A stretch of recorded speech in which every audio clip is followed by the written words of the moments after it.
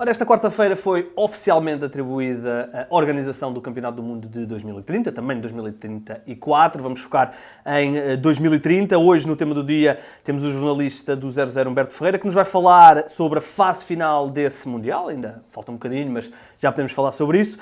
Que, naturalmente, e mais importante do que tudo, tem a nossa participação na organização. Não só Espanha, Marrocos, Uruguai, Argentina, Paraguai. Vamos olhar um bocadinho para o porquê, vamos olhar para a dimensão deste Mundial e olhar também um bocadinho para o nosso umbigo, Humberto, olhar também para o que é que isso vai significar para nós. Vamos começar pelo Mundial no seu termo global. Qual é a justificação para ele acontecer em 6 países, 3 continentes?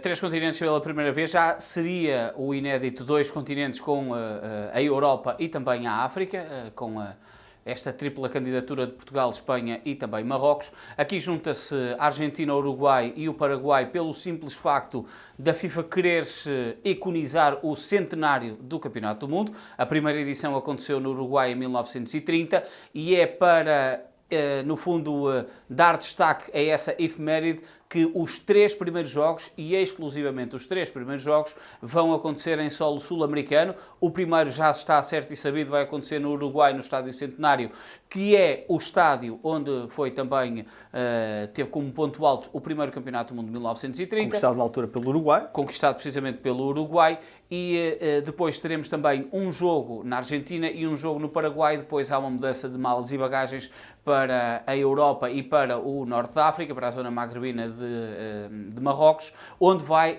realizar-se todos os restantes 101 jogos, ou seja, 98 jogos vão ser realizados nestes 3 países, apenas os 3 primeiros vão ser realizados no Uruguai, o primeiro de todos. Depois temos também um na Argentina e um no Paraguai. E este é a nota de termos então 6 países, porque inicialmente a robustez da candidatura de Portugal, Espanha e Marrocos foi muito solidificada, foi quase uma aclamação unânime, de resto, em 5 pontos, houve 2 pontos de votação a esta tripla candidatura de Portugal e houve 3 pontos à candidatura de Uruguai, Argentina e Paraguai e, no fundo, a FIFA aqui para conseguir harmonizar, até porque esta tripla candidatura sul-americana foi apresentada muito mais tarde e a FIFA aqui para harmonizar achou por bem juntar os 6 países, dando ao continente sul-americano só este bónus de 3 partidos, 3 jogos e no fundo acabam por ficar aqui redondinhos os 100 anos da primeira edição do Campeonato do Mundo. Nós ainda estamos um bocadinho na dúvida sobre como é que isto vai funcionar a nível, por exemplo, de apuramentos, porque estamos a falar de 6 equipas que vão receber jogos. Provavelmente as 6, não sei se vão ser convidadas ou não, não sei se a FIFA já clarificou isso. As 3 primeiras, Portugal, Espanha e Marrocos, são convidadas. Okay. Esta já está completamente fechada e não vai haver qualquer tipo de apuramento, à semelhança do que vai acontecer agora com o México, Estados Unidos e também o Canadá, que já estão qualificadas para o Campeonato do Mundo de 2026. Naturalmente, as 3 sul-americanas terão, à partida, segundo o que deu a entender a FIFA, fazer a fase de qualificação, até porque a fase de qualificação da CONMEBOL é bem diferente da fase de qualificação europeia e dos restantes países e das restantes fases de qualificação, uma só fase de grupos, normalmente até dura 3 anos, nesta altura já está a decorrer essa fase de grupos para o Mundial 2026, portanto não está prevista essa mudança, até porque, aqui utilizando essa expressão, são quase jogos exibicionais aqueles que vão acontecer na América do Sul. Curiosidade para ver depois também a calendarização, ver se Uruguai, Argentina e Paraguai até poderiam estar.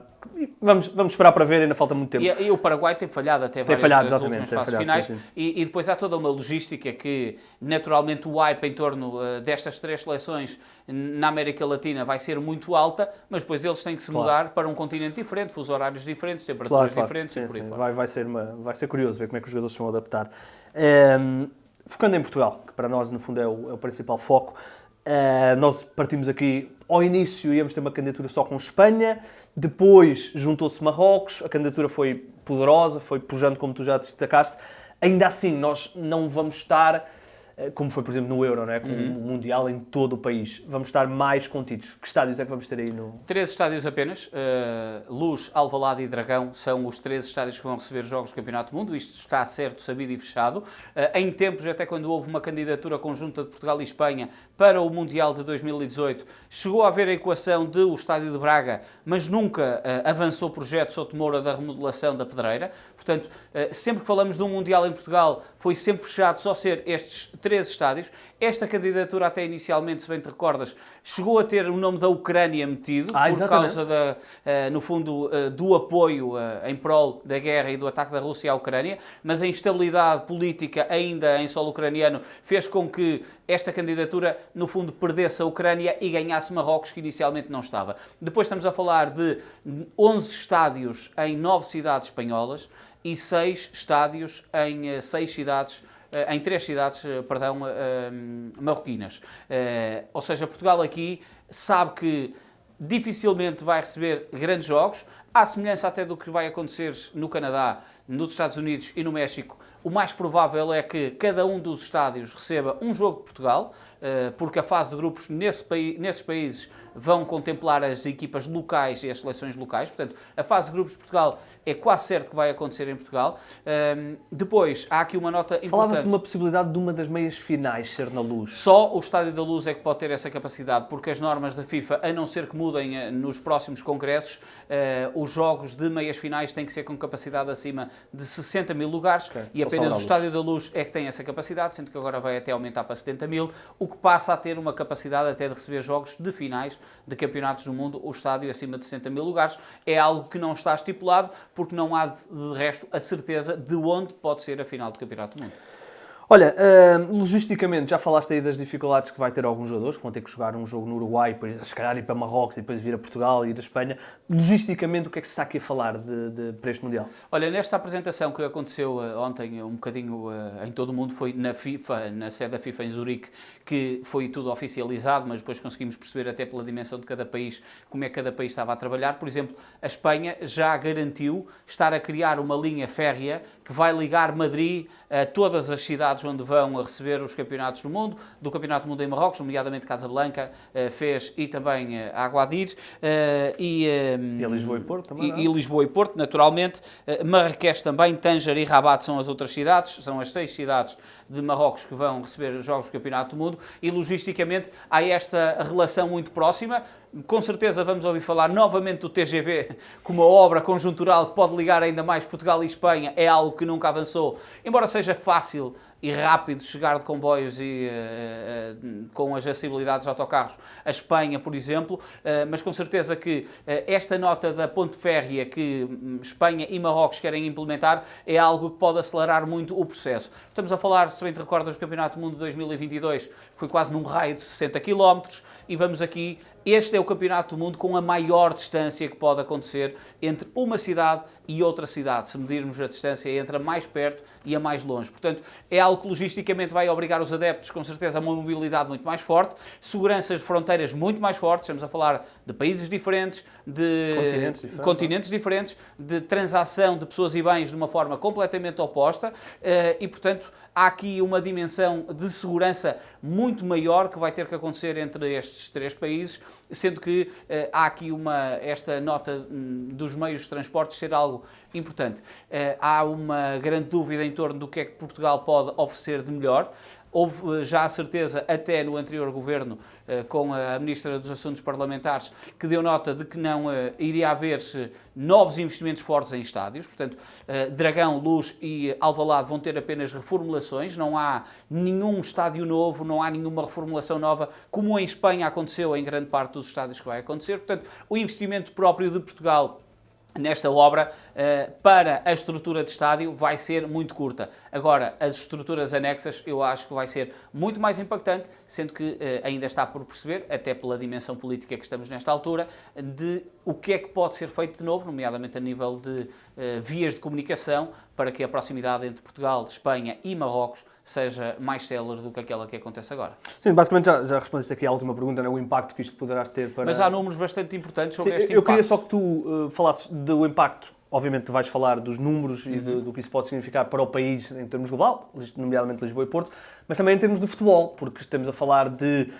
uma seleção ou uma federação que vai entrar aqui no processo de eleições, vamos ter nova liderança, vamos perder, teoricamente, o nosso jogador bandeira, Cristiano Ronaldo, teoricamente já não estará no Mundial de 2030. Vamos aqui acreditar. Ou seja, há aqui dois vetores. Este é um grande desafio para já uma nova federação, não é? Certo. O estudo que a Federação Portuguesa de Futebol apresentou e que foi produzido pela PwC dão nota de que o impacto vai ser assombroso para Portugal. Estamos a falar de uma coisa de impactos reais de 800 milhões de euros. Vão ser criados 20 mil novos empregos em Portugal só para esta competição. Estamos a falar de cerca de 500 mil de visitantes que vão chegar a Portugal só para ver jogos do Campeonato do Mundo. Meio milhão, desculpa, disse meio milhar, enganei. 500 mil de pessoas e que a previsão do movimento económico, quando olham para isto, olham sempre para o dobro do número. Ou seja, se temos 500 mil de pessoas, estamos a falar de cerca de 1 milhão de euros que possa chegar a Portugal e possa entrar por via de jantares, dormidas e por aí fora. E até mais, claro, porque aí estamos a falar de movimentos pendulares muito curtos que possam por vezes acontecer, 3 dias, e que possam acontecer. A previsão é que seja multiplicado por 8 vezes e meio o valor que vai ser investido neste Campeonato do Mundo relacionado com Portugal. A dúvida em torno da seleção é uma dúvida bastante real, como tu estavas a dizer, se bem que a apresentação de Roberto Martínez, quando foi apresentado como selecionador de Portugal em março de 2023, foi de que colocar a meta para uma meia-final do Campeonato do Mundo em 2026 e a final do Campeonato do Mundo em 2030. Portanto, esta meta de trabalho está muito vincada por parte da equipa de Portugal e por parte de Portugal. A nível de estrutura de federação, apesar de as mexidas que possam surgir, eu acho que o trabalho de base está muito bem feito. A Cidade de Futebol é exemplo disso. O que podem trabalhar os jogadores e as seleções é algo que está bastante sedimentado e, pese embora possamos não ter Cristiano Ronaldo nesse Campeonato do Mundo, eu acho que a qualidade de Portugal, as consequentes presenças em finais de Sub-21, as fornadas de jogadores que aparecem todos os anos, de Sub-19, Sub-17, dão mais validade para que Portugal se possa apresentar com uma boa imagem neste Campeonato do Mundo. Deixa-me dar-te aqui uma nota curiosa no nível de, no fundo, se quisermos, no paralelismo passado. A última vez que Portugal recebeu um campeonato do mundo de futebol foi em 1991 e Portugal foi campeão do mundo. 2 anos antes tinha sido em Riad e Portugal tinha sido campeão do mundo. Desta vez vamos receber em 2030 e a Arábia Saudita em Riad em 2034. É certo. Quem sabe se não pode haver aqui uma profecia. Um grande abraço ao professor Carlos Queiroz, que ganhou esse Mundial de Sub-20. Muito bem, o Campeonato do Mundo está então entregue a Portugal, Espanha, Uruguai, Argentina, Paraguai e Marrocos. Em 2034 será na Arábia Saudita. Cristiano Ronaldo já disse que vai ser o melhor Mundial de sempre, o que não deixa de ser curioso, visto que o anterior vai ser em Portugal. E, portanto, no tema do dia hoje olhámos para essa competição e para a organização portuguesa. Não se esqueçam, nas redes do 00 e na onda, frequência do 00, hoje, quinta-feira, está disponível o Destino Saudade com o sempre incontornável Rui Miguel Tovar e o Pedro Jorge da Cunha, nosso camarada Pedro Jorge da Cunha. No que diz respeito ao tema do dia, voltaremos amanhã.